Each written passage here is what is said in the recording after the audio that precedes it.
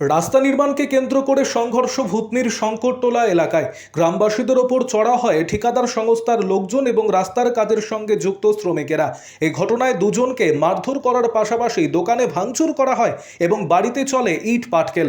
ঘটনাকে কেন্দ্র করে ব্যাপক উত্তেজনা ছড়িয়ে পড়ল এলাকা জুড়ে। ঘটনার পর থেকেই বন্ধ রাস্তা নির্মাণ কাজ, পলাতক ঠিকাদার সংস্থার লোকজন। মানিকচক ব্লকের অন্তর্গত উত্তরবঙ্গ উন্নয়ন দপ্তরের বরাদ্দকৃত অর্থে শঙ্করটোলা এলাকায় রাস্তা নির্মাণ কাজ চলছে। তখনই চলার সময় গ্রামবাসীদের সাথে সংঘর্ষ বেঁধে যায়। দুজনকে বেধড়ক মারধর করার সাথে ভাঙচুর করা হয় দোকানে, ইট পাথর ছোড়া হয় বাড়িগুলিতে বলে অভিযোগ। স্থানীয়রা জানিয়েছেন, রাস্তা নিচু থাকার কারণে উঁচু করে কাজ করতে বলা মাত্রই শ্রমিকেরা মারধর করতে শুরু করেন। মুহূর্তের মধ্যে এলাকা উত্তপ্ত হয়ে যায়। পরিস্থিতিতে কাজ ফেলে রেখেই পালিয়ে যায় ঠিকাদার সংস্থার লোকজন এবং কাজের সঙ্গে যুক্ত শ্রমিকেরা।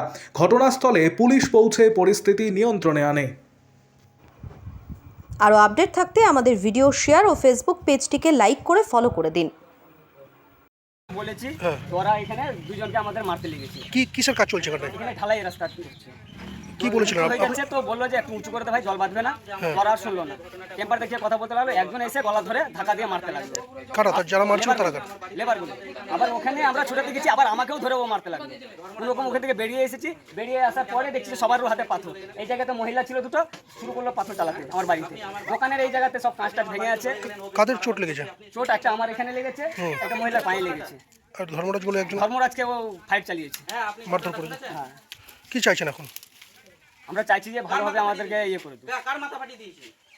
আপনার নাম? আমার নাম বলেছিল এবার মাথা ফাটিয়ে দিয়েছি। ছিল জবে থেকে এটা বেড মানে জিএসবি করতে শুরু করেছিল, সেই সময়টাতে এখানে মোটামুটি 5 ইঞ্চি নিচু এই জায়গাটাতে, আর আমাদের অর্ধেক গ্রামের জল সম্পূর্ণ এটা দিয়ে বেরিয়ে যায়। তো যে দায়িত্ব ছিল মুন্সি স্বপন মণ্ডল, ওকে আমি বলি যে এই রাস্তাটা যে নিচু হয়ে যাচ্ছে এটা উঁচু করার ব্যবস্থা করো।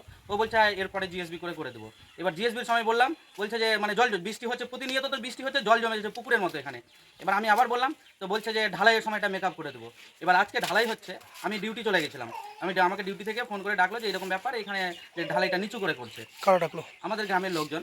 এবার আসলাম, এসে এবার আমি যে যারা লেবার আছে তাদের সঙ্গে তো আমার কোনো গল্প নেই, ওদেরকে মুন্সি বা ঠিকাদার যেভাবে নির্দেশ দেবে সেভাবেই কাজ করবে। তো আমি ওদের কোনো কিছু না বলে আমি যে মুন্সি স্বপন মণ্ডল আছে, স্বপন দাকে আমি বললাম কী ব্যাপার, তুমি যে বললে যে ঢালাই এটা মেকআপ করে দেবো, তাহলে ঢালাই মেকআপটা করলে না কেন? তো ও বলছে যে ঠিক আছে আমি ওদের বলছি। এবার ওই কিন্তু ওদের বলছে যে তো নিচুর দিকে কাঠটার নিচের দিকে পাথর দিয়ে দাও আর ঢালাইটা করো। এবার ওই মুহূর্তে এবার একজনকে কে বলেছে, ওদের লেবার মধ্যে একজনকে কে বললো, তো ও গলা চেঁচিয়ে আওয়াজ করে মানে জোরে জোরে বলপূর্বক কথা বলছে। আমি বললাম এই দাদা চেঁচিয়ে কেন কথা বলছেন? এবার আমাকে ওরা বলছে যে তুমি আঙুল দেখিয়ে কথা কেন বলছো, আমাকে বলছে। আর তারপরেই ওদের লেবারের মধ্যে এসে আমাকে দুইজন ধরে নিল, দুইজনকে ধরে তারপরে সবটা লেবার মোটামুটি 15-20 জন ছিল, ওরা সবাই এসে আমাকে ওই ঘরের কাছে লাগিয়ে আমাকে সবাই মেরেছে। কজনকে মারা হয়েছে? আমাকে মেরেছে, আর তারপরে আমাকে ধরার জন্য আমার কাকু এসেছিল, আমার কাকুকেও মেরেছে। তারপর আরেকটা ভাই আছে, ওই ভাইকেও মেরেছে। আমাদেরকে মারার পরে কি কারণে মারধর? ওই যে আমরা যে ওটা বলছিলাম, মুন্সিকে বলছিলাম উঁচু করে ঢালাই করার জন্য যে নিচু হয়ে যাচ্ছে, এটা আমরা অনেকদিন থেকে শিডিউল দেখতে চেয়েছি, শিডিউলে এখন পর্যন্ত দেখাইনি। তারপরেও আমরা কোনো রকম বাধা সৃষ্টি করিনি, এই রাস্তা নিয়ে আমরা কোনো রকম বাধা সৃষ্টি করিনি। আমাদের প্রথমে আমাদের হাত নিয়ে মেরেছে, তারপরে যে ইট পাথর সব ছুড়েছে, ইট পাথর এমনকি আমাদের গ্রামের মহিলাদের উপরেও ইট পাথর ছুড়েছে। বাড়ি ঘরে কি ভাঙচুর করা হয়েছে? হ্যাঁ, দোকান, আমার কাকুর দোকান ভাঙচুর করেছে। এবার আমাদের গ্রামের লোকজন সব জুটে গেল। এবার সমস্ত লোকজন জুটে গেল, অন্য গ্রামের ছেলে এসে আমাদেরকে মেরে দিল।